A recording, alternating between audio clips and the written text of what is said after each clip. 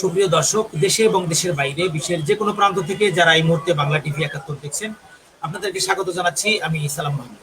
প্রিয় দর্শক, আপনারা দেখছেন সমসাময়িক ভাবনা। আজকে এই অনুষ্ঠানে কথা বলার জন্য সুদূর অস্ট্রেলিয়া থেকে যুক্ত রয়েছেন জনাব মোল্লা মোহাম্মদ রশিদুল হক, সাধারণ সম্পাদক মেলবোর্ন আওয়ামী লীগ এবং সভাপতি বঙ্গবন্ধু ফাউন্ডেশন অস্ট্রেলিয়া। জনাব মোল্লা মোহাম্মদ রাশিদুল হক ভাই, আপনাকে স্বাগত জানাচ্ছি সমসাময়িক ভাবনা অনুষ্ঠানে। আপনি কেমন আছেন? জি, আলহামদুলিল্লাহ। ধন্যবাদ সালাম ভাই এবং বাংলা টিভি ৭১-কে আমাকে আজকে এখানে আমন্ত্রণ জানানোর জন্য ধন্যবাদ। তো ধন্যবাদ আপনাকে। আমরা শুরুতেই আপনার কাছে যে বিষয়টি নিয়ে আলোচনা শুনবো সেটি হচ্ছে যে দ্বিগুণ হারে বাড়ছে দারিদ্র্য, প্রয়োজনের চেয়ে কম খাচ্ছেন বিপুল সংখ্যক মানুষ, প্রকট আকার ধারণ করছে ধনী গরিবের বৈষম্য। এই করোনা কালের যে পরিস্থিতি, সেই বিষয় নিয়ে এই বিষয়টি উঠে এসেছে। তো আপনার অভিজ্ঞতা থেকে যদি আপনি একটু বিশ্লেষণ করেন। জি, ধন্যবাদ সালাম ভাই। আপনি হয়তো জানেন যে কোভিড-১৯ এর কারণে সেই ফেব্রুয়ারি মাস থেকে সারা পৃথিবী অনেকটা স্থগিত হয়ে আছে। সারা পৃথিবীতেই কিন্তু কাজকর্ম স্থগিত হয়ে আছে। লক্ষ, লক্ষ মানুষ চাকরি হারিয়েছেন। লক্ষ, লক্ষ মানুষের ব্যবসা বন্ধ হয়ে গেছে। লক্ষ, লক্ষ মানুষ তারা এক স্থান থেকে আরেক স্থানে চলে যেতে বাধ্য হয়েছেন। তো এটা কিন্তু শুধু একটি দেশ, একটি জনপদ বা একটি এলাকার মানুষের জন্য না, এটি সারা পৃথিবীর জন্য সত্য। আপনি জানেন যে কোভিড-১৯ এর কারণে সারা পৃথিবী একইভাবে এফেক্টেড হয়েছে। কোন দেশে বেশি মানুষ আক্রান্ত হয়েছে, কোন দেশে বেশি মানুষ মারা গিয়েছে। কিন্তু দিন শেষে পৃথিবীর প্রত্যেকটা দেশ কিন্তু এফেক্টেড হয়েছে। আপনি ধরে নিতে পারেন যে যেসব দেশ কম এফেক্টেড হয়েছে, যেরকমভাবে মনে করেন যে New Zealand, Australia, Vietnam, south Korea বা জাপান বা এই আরো কিছু দ্বীপ রাষ্ট্র। তো এরা যারা একটু কম এফেক্টেড হয়েছে, আপনি মনে করেন যে এরা হয়তো আ মানসিক মানে ফিজিক্যালি তারা হয়তো কম এফেক্টেড হয়েছে। কিন্তু ইকোনমিক্যালি পৃথিবীর এমন কোন দেশ, এমন কোন জনপদ নেই যেটা এফেক্টেড হয়নি। আম আপনি যদি ধরে নেন যে সারা পৃথিবীর ব্যবসা-বাণিজ্য মানে অনেকটা স্থবির হয়ে আছে। সারা সারা পৃথিবীর মানুষের যে ভ্রমণ, যে হসপিটালিটি ইন্ডাস্ট্রি সেটা স্থবির হয়ে আছে। সারা পৃথিবীর মানুষের যে দৈনন্দিন কাজকর্ম, চাকুরি সেগুলো স্থবির হয়ে রয়েছে। অনেকের চাকরি চলে গেছে। লক্ষ, লক্ষ লোকের চাকরি চলে গিয়েছে। অস্ট্রেলিয়ার মতো দেশে শুধুমাত্র এডুকেশন ইন্ডাস্ট্রি, শুধুমাত্র বিশ্ববিদ্যালয়ের প্রায় ৭,০০০ লোকের চাকরি চলে গিয়েছে অস্ট্রেলিয়ার মতো দেশে। তো আপনি ধরে নেন যে সারা পৃথিবীতেই এই জিনিসটা ঘটছে। সারা পৃথিবীর লোকেরাই এর দ্বারা ইম্প্যাক্টেড হচ্ছে। এখন প্রশ্ন হচ্ছে যে জনগণকে সেই সরকার কিভাবে সহায়তা দিচ্ছে? সেখানে কিন্তু একটা প্রশ্ন থেকে যায়। যেমন অস্ট্রেলিয়ার মতো দেশে জনগণকে সরকার সাহায্য করছে। যাদের চাকরি চলে গেছে তাদেরকে সেন্ট্রাল এর মাধ্যমে, তাদের একটা সোশ্যাল সিকিউরিটির মাধ্যমে তাদেরকে টাকা দিয়ে তাদেরকে সাস্টেনেন্স দেয়া হচ্ছে। আমেরিকার মতো দেশেও সোশ্যাল সিকিউরিটি আছে। ইউরোপের মতো দেশেও সোশ্যাল সিকিউরিটি আছে। যেখানে আপনার চাকরি চলে গেলে, ব্যবসা মন্দা আসলে আপনাকে সরকার থেকে সাহায্য করা হয় যাতে আপনি আপনার সংসার চলে। তো এই জিনিসটা আ অ উন্নত দেশ যেই দেশগুলি না, যেগুলো একটু কম উন্নত দেশ বা ডেভেলপিং কান্ট্রিজ বা যারা আ আ মিড লেভেল কান্ট্রিজ বা যারা অনুন্নত দেশ, সেই দেশগুলাতে কিন্তু সরকারের এত টাকা নাই যে সরকার জনগণকে এই যে দীর্ঘ ৭ মাস, ৮ মাস বা ১০ মাস ধরে জনগণকে এই টাকা দিয়ে জনগণকে চালিয়ে যাবে। তারপরেও এই জিনিসটা হয়তো অনেক ক্ষেত্রে সম্ভব হতো। কিন্তু আপনি জানেন যে যেসব দেশে দুর্নীতি বেশি, যেসব দেশে জনগণের মধ্যে সিস্টেম কাজ করে না, সেসব দেশে এটা আরো বেশি প্রকট হয়ে দাঁড়ায়। আপনি যদি দেখেন যে ইন্টারন্যাশনাল যে পভার্টি লাইন, আন্তর্জাতিক যে দারিদ্র্য সীমা, সেটাকে ধরে নেয়া হয় যে মানে যারা নিম্ন বা মধ্য আ আয়ের দেশ, তাদের জন্য নিম্ন আয়ের দেশের জন্য $৩.২ প্রতিদিন এবং মধ্য আয়ের দেশের জন্য $৫.৫ প্রতিদিন ২০১১ সালের হিসাব অনুসারে সেটাকে ধরে নেওয়া হয় যে দারিদ্র্য সীমা। তো আ আ সেই দারিদ্র্য সীমা অনুসারে এটা বিশ্বব্যাংক একটা হিসাব করেছে। বিশ্বব্যাংকের হিসাব অনুসারে এ এই COVID-19 এর কারণে সারা পৃথিবীতে প্রায় ২ কোটি লোক সারা পৃথিবীতে তারা নতুন করে দারিদ্র্য সীমার নিচে চলে যাবে। যারা লোয়ার ইনকাম আ ছিল তারা আরো নিচে চলে যাবে এবং যারা মিডল ইনকাম ছিল তারাও হইতেছে আরো ২ কোটি লোক মিডল ইনকাম থেকে তারা দারিদ্র্য সীমার নিচে পৌঁছে যাবেন। তো ওয়ার্ল্ড ব্যাংকের হিসাব অনুসারে অন্তত ৪ কোটি মানুষ আ ৪ কোটি মানুষ পৃথিবীতে তারা আবার নতুন করে দারিদ্র্য সীমার নিচে চলে যাবেন। এটা ওয়ার্ল্ড ব্যাংকের হিসাব। এটা COVID-19 এর কারণে। তো এখন এটার জন্য সবচেয়ে বেশি এই যে যারা 4 কোটি লোকের যে হিসাব করা হয়েছে, এর মধ্যে 2 কোটি শুধুমাত্র সাউথ এশিয়াতে। আপনি জানেন যে সাউথ এশিয়ার আমাদের যে অল্প কয়টি দেশ, সেই কয়টি দেশই সারা পৃথিবীর মধ্যে অর্ধেক মানুষ নতুন করে দারিদ্র সীমার নিচে চলে যাবে। তো এর মধ্যে বাংলাদেশও আছে। এবং আমি যে জিনিসটা বেশি এমফাসিস করার চেষ্টা করব সেটা হচ্ছে, আপনি হয়তো জানেন যে 2016 1991 সালে বাংলাদেশের দারিদ্র সীমা প্রায় 44.2% মানুষ বাংলাদেশের দারিদ্র সীমার নিচে বসবাস করতেন 1991 সালে 44.2%। সেখান থেকে বাংলাদেশের যে প্রতি বছরের যে প্রবৃদ্ধি, যে 5 থেকে 6% হারে যে প্রবৃদ্ধি বাংলাদেশে বেড়েছে, সেটা বাড়তে বাড়তে 2016 সালে 7.1% হয়ে গিয়েছিল এবং সেটা আরো বেড়ে এটা হিসাব করা হচ্ছে যে বাংলাদেশের প্রবৃদ্ধি আগামী বছর 9.2 বা 9.3 এর উপরে চলে যাবে। এই প্রবৃদ্ধি যদি ঠিকঠাক মতো চলতে থাকে, তাহলে কিন্তু বাংলাদেশের দারিদ্র সীমার মানুষ কিন্তু দারিদ্র সীমা থেকে উপরে উঠে আসবেন। বিশ্ব ব্যাংকের হিসাব অনুসারে আমি আপনাকে বলছি যে এই দারিদ্র সীমা 2010 সালে 44.2% থেকে 18.5% নেমে এসেছিল এবং সেটা 2016 সালে 12.9% নেমে এসেছিল এবং সেটা আমি আশা করছি যে 2019 সালে কোভিড-19 এর আগ পর্যন্ত এই দারিদ্র সীমা বাংলাদেশের 10%-এর নিচে নেমে এসছে। তো এখন প্রশ্ন হচ্ছে যে এই বছর কোভিড-19 এর কারণে আপনি জানেন যে সারা পৃথিবীতে আমরা যে এক্সপোর্ট করি, আমরা যেটার উপরে আমাদের ইনকাম থাকে, একটা হচ্ছে আপনার যে ফরেন রেমিটেন্স, প্রবাসী বাংলাদেশিরা যে টাকা পাঠান, আরেকটা হচ্ছে আপনার রপ্তানি আয়, সেখান থেকে আমাদের যে টাকা আসে, আরেকটা হচ্ছে আমাদের ডোমেস্টিক আয়, আমাদের যে নিজেদের দেশের যে আয়। তো এখন আপনি দেখেন যেই প্রবাসী বাংলাদেশিদের আয় সেটা কিন্তু মোটামুটি কন্টিনিউ করেছে, সেটা নিয়ে আমি আসছি একটু পরে। রপ্তানি আয়টা একটু হুমকির মুখে ছিল প্রথম 2-3 মাস, কিন্তু তারপরে সেটাও মাথা তুলে দাঁড়িয়েছে এবং বাংলাদেশের যে রপ্তানি আয় সেটা কিন্তু ঠিকঠাক মতোই চলছে। কোনো সমস্যা আপাতত এখন পর্যন্ত দেখা দেয়নি। যেসব বায়াররা বাংলাদেশ থেকে তাদের অর্ডার ক্যান্সেল করতে চেয়েছিলেন, বাংলাদেশ সরকারের একটা পজিটিভ একটা তাদের সাথে আলোচনার মাধ্যমে সেই কন্ট্রাক্টগুলি বাংলাদেশ ফুলফিল করছে। সেই রপ্তানির যে একটা ধকল বাংলাদেশ উপর দিয়ে যেতে পারত সেটা কিন্তু যায়নি। তাছাড়া মাননীয় প্রধানমন্ত্রী জননেত্রী শেখ হাসিনার যেই প্রায় 80,000 বা 90,000 কোটি টাকার যে প্রজেক্ট উনি দিয়েছেন, যেখানে ইন্ডাস্ট্রিয়ালিস্টদেরকে সাহায্য করা হচ্ছে, গরিবদেরকে সাহায্য করা হচ্ছে। যদি আমি মানি যে গরিবদেরকে সাহায্য করার যে সিস্টেম সেটা হয়তো আরেকটু বেটার হলে হইতে পারত। যেখানে 75,000 কোটি টাকাই ইন্ডাস্ট্রিয়ালিস্টদেরকে দেওয়া হচ্ছে, ক্ষুদ্র ঋণ আকারে দেওয়া হচ্ছে বা তাদের যে সুদ সেটা মওকুফ করে দেওয়া হচ্ছে। 10% সুদের 5% সরকার দিচ্ছে, 5% তারা দিচ্ছে। তো এই যে ইন্ডাস্ট্রিয়ালিস্টদেরকে ব্যাপকভাবে সহায়তা করা হচ্ছে, এটা প্রয়োজন বাংলাদেশের জন্য। ইন্ডাস্ট্রি না টিকলে বাংলাদেশ টিকবে না। কিন্তু এট দ্য সেম টাইম যে যে দরিদ্র বা প্রান্তিক যে জনগোষ্ঠী, সে দরিদ্র এবং প্রান্তিক জনগোষ্ঠীর জন্য কিছু ক্যাশ এটার মধ্যে কিছু ইনজেক্ট করা হয়তো আরো বেশি প্রয়োজন ছিল, আমি এটা স্বীকার করি।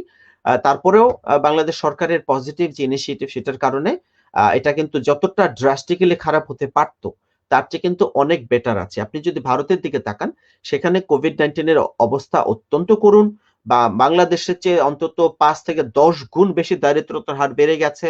আপনি পাকিস্তানের দিকে তাকান, আপনি অন্যান্য দেশগুলোর দিকে তাকান দক্ষিণ এশিয়ার, বাংলাদেশ কিন্তু রিলেটিভলি অনেক বেটার অবস্থায় আছে। অন্তত আমি মনে করি যে বাংলাদেশ হচ্ছে দক্ষিণ এশিয়ার মধ্যে সবচেয়ে ভালো করছে। কিন্তু তারপরেও কোভিড-19 এর যে ইম্প্যাক্ট সেটা কিন্তু আমরা অ্যাভয়েড করতে পারবো না, পৃথিবীর কোনো দেশই পারছে না। অস্ট্রেলিয়ার মতো দেশের আপনি চিন্তা করেন প্রায় $1 ট্রিলিয়ন মতো তারা হচ্ছে মাইনাস হয়ে গেছে। তাদের যে বাজেট দেখা যাচ্ছে $1 ট্রিলিয়ন বা $2 ট্রিলিয়ন উপর একটা ইম্প্যাক্ট পড়বে অস্ট্রেলিয়ার মতো দেশের। তো সেই জায়গায় বাংলাদেশের মতো একটা দেশের তো ইম্প্যাক্ট আরো পড়বে এবং এই জন্য অনেকে যেমন দুর্বল অবকাঠামো, রাজনৈতিক অস্থিতিশীলতা, দুর্নীতি, অপর্যাপ্ত বিদ্যুৎ সরবরাহ, এই জিনিসগুলাকে কিন্তু 1996 সালের পর থেকে বাংলাদেশের অর্থনীতিকে খুব ভুগিয়েছে। কিন্তু এখন অবকাঠামোগতভাবে বাংলাদেশ অনেকটা এগিয়েছে, রাজনৈতিক অস্থিতিশীলতা কমেছে, দুর্নীতি অনেকটা কমেছে, বাট স্টিল দুর্নীতি বাংলাদেশে আছে, আমি অস্বীকার করব না, এবং বিদ্যুৎ সরবরাহ অনেক দূর বাংলাদেশ এগিয়েছে। তা আমি মনে করি যে যেই জিনিসগুলি দারিদ্র সীমায় বাংলাদেশকে ঠেলে দিয়েছিল সেই জিনিসগুলি থেকে বাংলাদেশ কিন্তু অনেক দূর উঠে এসছে।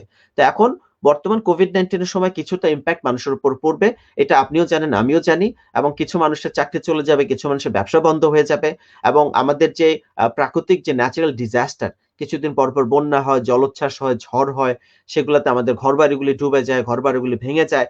আমরা আবারও লোন নিয়ে সে ঘরবাড়িগুলি আমরা তৈরি করি। তো এই যে একটা সিস্টেম, আমাদের প্রকৃতিগতভাবে একটা সিস্টেম আমাদেরকে নিচে টেনে নিয়ে যাচ্ছে, সেটা থেকে কিন্তু উঠে আসার জন্য আমাদের দ্বিগুণ পরিশ্রম করতে হবে। তো এই জন্য আমি মনে করি যে এটা আনএভয়েডেবল। কোভিড-19 এর কারণে এই যে একটা ইমপ্যাক্ট অর্থনীতির উপর পড়বে, এটা আনএভয়েডেবল, এটা প্রত্যেকটা দেশেই পড়ছে। এখন প্রশ্ন হচ্ছে সেখান থেকে আমরা কিভাবে উঠে আসবো। তা আমি মনে করি বাংলাদেশ অনেকটাই উঠে আসার চেষ্টা করছে, নিজের পায়ে দাঁড়ানোর চেষ্টা করছে। এখন আমি দরিদ্র এবং প্রান্তিক জনগোষ্ঠীর জন্য আমার সমবেদনা থাকছে, কিন্তু আমি মনে করি যে আমাদের সবাইকেই এখানে একসাথে উঠে আসতে হবে। বাংলাদেশ সরকারের প্রতি আমার অনুরোধ থাকবে প্রান্তিক এবং দরিদ্র জনগোষ্ঠীর জন্য কিছু ক্যাশ অর্থনীতিতে ইনজেক্ট করা যায় কিনা, যাতে ডিরেক্টলি তারা সেটার অ্যাক্সেস পায়, সেদিকে নজর দেওয়ার জন্য আমি বাংলাদেশ সরকারের প্রতি অনুরোধ করব। আর আরেকটা জিনিস, আমি জানি না আপনি আমাকে এটা নিয়ে প্রশ্ন করবেন কিনা প্রবাসীদের নিয়ে। তো প্রবাসীদের আয় নিয়ে যদি আপনি আমাদের পরে প্রশ্ন করেন, সেটা নিয়ে আমি পরে কথা বলবো, দক্ষ জনশক্তি নিয়ে। আর তাইলে আপাতত দারিদ্রতা নিয়ে আমার যে বক্তব্য সেটা আমি বলে ফেলেছি। ধন্যবাদ সালাম ভাই। জি, ধন্যবাদ আপনাকে। আমরা এবারে আপনার কাছে আসবো যে আমাদের বাংলাদেশের আওয়ামী লীগের যে যুবলীগ, সেই যুবলীগের কমিটি, পূর্ণাঙ্গ কমিটি গঠন করা হয়েছে এবং সেখানে 1 বছর সময় নিয়ে এই কমিটি পূর্ণাঙ্গ হলো এবং সেখানে 201 সদস্য বিশিষ্ট এই কমিটিতে বাদ পড়েছেন আগের কমিটির 96 নেতা, 133 জন নতুন মুখ এসেছে, সাবেক ছাত্রলীগের নেতাদের প্রাধান্য, দুর্নীতি ও ক্যাসিনোবাজরা বাদ পড়েছেন এবং ব্যারিস্টার সে সুমন তিনি জায়গা পেয়েছেন এখানে, শেখ ফজলে ফাহিম প্রেসিডিয়াম সদস্য হয়েছেন, শেখ ফজলে নাইম যুগ্ম সাধারণ সম্পাদক এবং আরো একটি আকর্ষণ যে নিঃসন চৌধুরী এখানে যুবলীগের প্রেসিডিয়াম হয়েছে। তো আপনি কিভাবে মূল্যায়ন করবেন এই যে 1 বছর পরে যে কমিটিটি আমরা দেখতে পেলাম? জি, ধন্যবাদ সালাম ভাই। বাংলাদেশ যুবলীগের বাংলাদেশ আওয়ামী যুবলীগের যে নতুন কমিটি হয়েছে, আমি সেটাকে স্বাগত জানাচ্ছি। আপনি জানেন যে মাননীয় প্রধানমন্ত্রী জননেত্রী শেখ হাসিনা আ যুবলীগের উপর একটা ক্রাশ উনি করেছেন।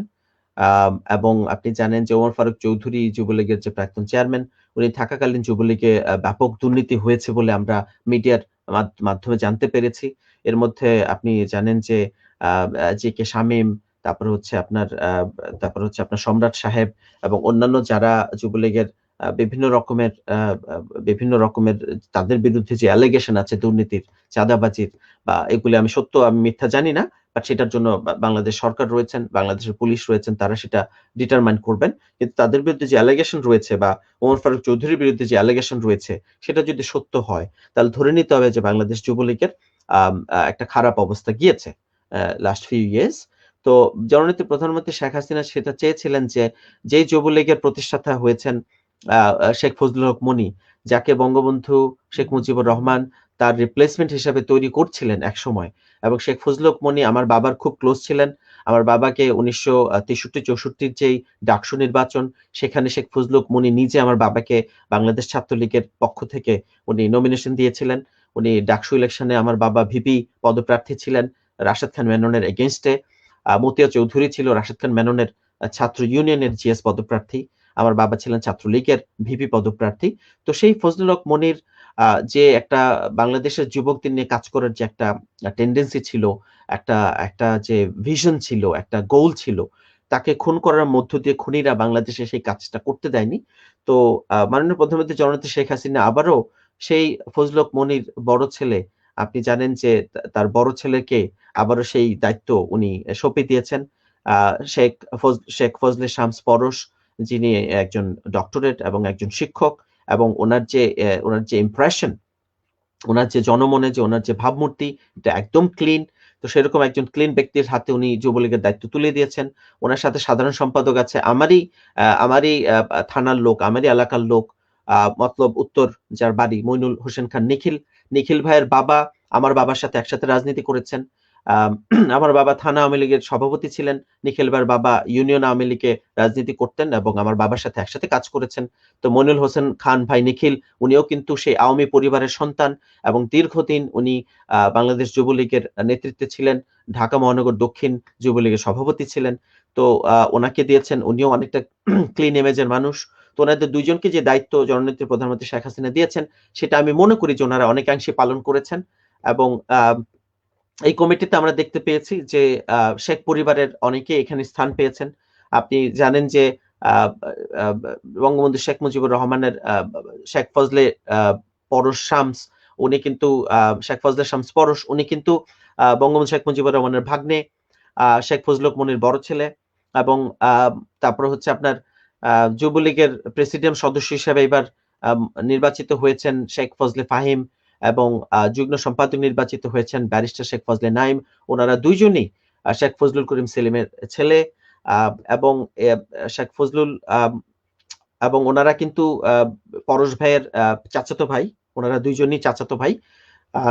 তাছাড়া বঙ্গবন্ধু পরিবার থেকে আরেকজন এসছেন যুবলীগের প্রেসিডিয়াম সদস্য হিসাবে এবার এসছেন ফরিদপুর 4 আসনের এমপি মুজিবুর রহমান চৌধুরী নিক্সন। উনিও শেখ পরিবারের সন্তান। তারপর হচ্ছে উনি বঙ্গবন্ধুর নাতি হন। উনি হচ্ছেন যে ওনার যে দাদি, উনি বঙ্গবন্ধু শেখ মুজিবুর রহমানের আপন বড় বোন। তো বঙ্গবন্ধুর নাতি হন নিক্সন চৌধুরী। নিক্সন চৌধুরী আপনার হচ্ছে লিটন চৌধুরীর ছোট ভাই। ওনারা দুজনই এমপি। সুতরাং ওনারা শেখ পরিবারের সন্তান। এছাড়া বঙ্গবন্ধুর ছোট ভাই শেখ আবু নাসেরের ছোট ছেলে শেখ সোহেলও কিন্তু যুবলীগের প্রেসিডিয়াম সদস্য হয়েছেন। এছাড়া আরেকজন সদস্য হয়েছেন, উনি হচ্ছেন ডক্টর আশিকুর রহমান শান্ত। উনিও কিন্তু একদিক থেকে তাকালে বঙ্গবন্ধু পরিবারের সন্তান। উনি হচ্ছেন মাননীয় প্রধানমন্ত্রী জনতা শেখ হাসিনার এক বোনের সন্তান। সুতরাং সেদিক থেকে তাকালে সেই আশিকুর রহমান শান্তও কিন্তু ওনাদের কাজিন হন। তো সেদিক থেকে তাকালে বেশ কিছু বঙ্গবন্ধু পরিবারের সন্তান এবার যুবলীগ ওনার স্থান পেয়েছেন। আমার ধারণা জননেত্রী প্রধানমন্ত্রী শেখ হাসিনা চাচ্ছেন যে যুবলীগটাকে উনি আবারও শেখ পরিবারের মাধ্যমে যুবলীগটাকে বাংলাদেশের মানুষের সামনে তুলে ধরতে চাচ্ছেন। তো আমি এটাকে স্বাগত জানাচ্ছি। তো 201 সদস্যের যে যুবলীগ কমিটি হয়েছে, এটার মধ্যে অনেকেই প্রাক্তন ছাত্রনেতা, ঢাকা বিশ্ববিদ্যালয়ের ছাত্রনেতা, আমাদের ফজলুল হল থেকে অনেকেই এখানে এসছেন। আমার পরিচিত ছোট ভাই, বড় ভাই অনেকেই এই বর্তমান যুবলীগের বিভিন্ন কমিটিতে ওনারা স্থান পেয়েছেন। যদিও সবাই স্থান পাননি, আরো অনেকেরই আগ্রহ ছিল, এবং ওমর ফারুক চৌধুরীর সময়ে যারা ছিলেন এই কমিটিতে তাদের অনেকেই এবার এই কমিটিতে স্থান পাননি। তো তাদের জন্য আমার সমবেদনা থাকবে। তো আমি মনে করি যে ওভারঅল আপনি যদি আমাকে জিজ্ঞেস করেন, এবং সাইদুল হক সুমনের কথা আপনি বলেছেন যে আপনি ব্যারিস্টার সাইদুল হক সুমন কিন্তু অত্যন্ত কোয়ালিফাইড একজন মানুষ। উনি হাইলি কোয়ালিফাইড, হাইলি এডুকেটেড একজন মানুষ। আপনি জানেন যে ফেসবুক লাইভ দিয়ে উনি এবং হচ্ছে জনগণের উপকার করে বিভিন্ন জায়গায় সাঁকো তৈরি করেছেন, জনগণকে সাহায্য করেছেন। বিভিন্ন ভাবে কিন্তু উনি জনমনে স্থান করে নিয়েছেন। উনি কিন্তু মানুষের কাছে বেশ স্থান পেয়েছেন যেমন মানুষের মনে। তো তাকে একজন পরিচ্ছন্ন ইমেজের একজন লোক, তাকে যুবলীগের কেন্দ্রীয় কমিটির আইন সম্পাদকের দায়িত্ব দেওয়া হয়েছে। যদিও এটাকে অনেকভাবে দেখছে, যে তারপরে আমি এটাকে স্বাগত জানাবো। আমি মনে করি যে ওনার মতো একজন লোক যুবলীগে থাকলে উনি পজিটিভ কিছু কথাবার্তা বলে পজিটিভ কাজ করার মধ্য দিয়ে যুবলীগে যদি কোনো দুর্নীতি স্থান পেতে যায় বা দুর্নীতি আসার সম্ভাবনা থাকে, সেই জিনিসগুলোকে চেক দেওয়ার জন্য হলেও ওনাদের মতো লোক যুবলীগে প্রয়োজন। তা আমি ওনাদের সবাইকে স্বাগত জানাচ্ছি। ধন্যবাদ সালাম ভাই।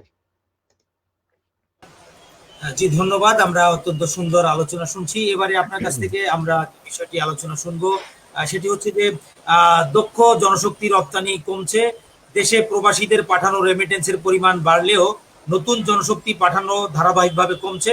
2 বছরের ব্যবধানে প্রবাসে জনশক্তি রপ্তানি 30% মতো কমে যাচ্ছে। সেই সঙ্গে কমছে পেশাজীবী এবং দক্ষ ও স্বল্প দক্ষ জনশক্তি রপ্তানির পরিমাণ। তো এই বিষয়ে আসলে কি করণীয়, বা এই বিষয়ে আপনার পরামর্শ বা বিশ্লেষণ? জি, ধন্যবাদ সালাম ভাই। আপনি জানেন যে COVID-19 এর যে ইমপ্যাক্টটা নিয়ে একটু আগে আমি আপনার সাথে কথা বলেছি, যে এটা অর্থনৈতিক ইমপ্যাক্ট করবে, এটা আমি আপনাকে বলেছি। তো সেটা কিন্তু জনশক্তি রপ্তানির ক্ষেত্রেও এটা কিন্তু ব্যাপকভাবে কাজ করে। আপনি জানেন যে COVID-19 এর কারণে উন্নত বিশ্বগুলো তারা হচ্ছে প্রবাসীদেরকে নেয়া বন্ধ করে দিয়েছে। কারণ যে দেশে নিজের ইকোনমি চলছে না, নিজের অর্থনীতি চলছে না, সে কি করে অন্যদেরকে এই দেশে কাজ করতে নিয়ে আসবে? ইন্ডাস্ট্রি চলছে না। ব্যবসা-বাণিজ্য বন্ধ হয়ে যাচ্ছে। ব্যবসা-বাণিজ্য স্থবির হয়ে যাচ্ছে। তো সেখানে কিন্তু জনশক্তির আর প্রয়োজন আপাতত নেই বিভিন্ন দেশে। তো COVID-19 এর ভ্যাকসিনটা যখন চলে আসবে, তখন হয়তো আবার সব রমরমা হবে। তখন হয়তো আবার আমাদের জনশক্তি রপ্তানি আবার নতুন করে এটা হবে। তা আমি একটা পরিসংখ্যান আপনাকে দেই, যে আপনি জানেন যে 2017 সালে প্রায় 4,34,000 দক্ষ শ্রমিক বিদেশে গিয়েছে, এবং 2017 সালের রেকর্ড 10 লাখ জনশক্তি টোটাল বিদেশে রপ্তানি করা হয়েছে। কিন্তু এরপর থেকে 2018 তে এটা একটু কমে একটু কমে গিয়েছে, যে আপনার কিছু আছে স্বল্প দক্ষ শ্রমিক, কিছু আছে আধা দক্ষ শ্রমিক, কিছু আছে পুরোপুরি দক্ষ শ্রমিক। তো এদেরকে বিভিন্ন ভাবে বিভিন্ন দেশে পাঠানো হয়েছে। এখানে কূটনৈতিক অনেক ব্যাপার স্যাপার সেটার মধ্যে থাকে। তো সেই আপনি মনে করেন যে 2009 সালে আমাদের যে মোট জনশক্তি রপ্তানি সিংহভাগ গিয়েছিল সংযুক্ত আরব আমিরাতে। তো সেটা কিন্তু আরব আমিরাত এখন আমাদের সেই জনশক্তিটা কিন্তু একটু কম নিচ্ছে। তারপর হচ্ছে আপনার সৌদি আরবে 2009 সালে আমাদের জনশক্তি রপ্তানো 3% হলেও 2017 সালে সেটা আবার বেড়ে 55% দাঁড়িয়েছে। সুতরাং একটা প্লাস মাইনাস মিলে এটা হচ্ছে আর কি। তো কোথাও একটু কমছে, কোথাও একটু বাড়ছে, মালয়েশিয়ায় যাচ্ছে, মিডল ইস্টে যাচ্ছে। তো এখন সেই জিনিসগুলো কিন্তু 2017, 18, 2019 পর্যন্ত কম বেশি হয়ে মোটামুটি ঠিকঠাক চলছিল। এবং 2018 সালে 3,17,000 দক্ষ জনশক্তি রপ্তানি হয়েছে, এবং 2019 সালে সেই সংখ্যা 3,04,000 হয়েছে। 3,17,000 থেকে 3,04,000 নেমে এসছে। মাত্র 13,000 লোক কম হয়েছে 2018 ভার্সেস 2019। কিন্তু আপনি জানেন যে এটা এখন এই বছর 2020 সালে সেটা অনেক কমে আসছে। আসলে আনফরচুনেটলি আপনাকে আমি বারবারই বলছি, কোভিড-19 এর ইম্প্যাক্টের কারণে অর্থনীতি যেখানে স্থবির, সেখানে দক্ষ জনশক্তির আর প্রয়োজন ওইসব দেশে নাই। সেটা আমরা স্বভাবতই জেনে যাচ্ছি। তো এই বছর 2020 সালে যেখানে নতুন করে জনশক্তির রপ্তানি করার কথা ছিল লক্ষ লক্ষ, সেই জায়গায় উল্টো প্রায় 1,95,000 দক্ষ জনশক্তি বা প্রবাসী শ্রমিক দেশে ফিরে এসছেন। কারণ যেসব দেশে তারা থাকেন সেসব দেশে তাদের চাকরি নাই, সেসব দেশে বেতন নাই, সেসব দেশে তাদের পকেটের পয়সা খরচ করে তাদেরকে সেসব দেশে থাকতে হচ্ছে। আর কয়দিন একটা মানুষ মাসের পর মাস, 2 মাস, 3 মাস, 4 মাস, 5 মাস তার নিজের পকেটের পয়সা খরচ করে ওইসব দেশে তারা থেকেছেন এই আশায় যে না আবার চাকরি তারা ফিরে পাবেন। কিন্তু কোভিড-19 এর ভ্যাকসিনটা আবিষ্কার না হওয়া পর্যন্ত বা ভ্যাকসিনটা মানুষের হাতে না পৌঁছানো পর্যন্ত আমি মনে করি যে এই বিশ্বের যে অর্থনীতি সেটা আর ঠিক হবে না। তো তো আমি একদিক থেকে স্বীকার করছি যে আমাদের বিদেশে দক্ষ জনশক্তি রপ্তানি কমেছে কোভিড-19 এর কারণে। আরেকদিকে এটাও স্বীকার করছি যে 1,95,000 বা প্রায় 2 লক্ষ দক্ষ জনশক্তি বাংলাদেশে পার্মানেন্টলি ফিরে এসছে। তো যেই কারণে এখন আমাদের যে রেমিটেন্স আয় সেটা কিন্তু সর্বকালের সবচেয়ে বেশি এই বছর। আপনি দেখেন আমাদের বিদেশে রপ্তানি কমে গেছে, বিদেশে জনশক্তি রপ্তানি করতে পারছি না। উল্টো 2 লক্ষ প্রবাসী শ্রমিক দেশে ফিরে এসছেন। তারপরে কিন্তু আমাদের যে রেমিটেন্স আয়, বৈদেশিক যে রেমিটেন্স আয় বা আমাদের যে বৈদেশিক রিজার্ভের যে পরিমাণ সেটা কিন্তু সর্বকালের সবচেয়ে বেশি। এটার একটা কারণ হচ্ছে যে 2 লক্ষ প্রবাসী বাংলাদেশে পার্মানেন্টলি ফিরে চলে এসছেন, তারা কিন্তু তাদের সমস্ত টাকা পয়সা যেটা ওইসব দেশে তাদের ছিল বা চাকরির যেই সিভিয়ারেন্স যে পেমেন্ট বা চাকরি চলে গেলে যে একটা ফাইনাল একটা পেমেন্ট করে দেয় এমপ্লয়াররা, সেই টাকাগুলি সব নিয়ে কিন্তু তারা একসাথে দেশে ফিরে এসছেন। তো এই কারণে বাংলাদেশের অনেকে হয়তো রিয়েলাইজ করছেন না যে এই যে বৈদেশিক রেমিটেন্স আয় যেটা হঠাৎ করে বেড়ে গেছে বাংলাদেশে, এটা কিন্তু আবার কমে যাবে। আপনি ধরে নিতে পারেন যে এটা 2020 এর শেষে 2021 এর শুরুতে এটা অনেক কমে যাবে, কারণ যে দক্ষ জনশক্তি এই টাকাটা পাঠাতো তাদের অনেকেই দেশে ফিরে চলে এসছেন। তো এখন উপায় কি?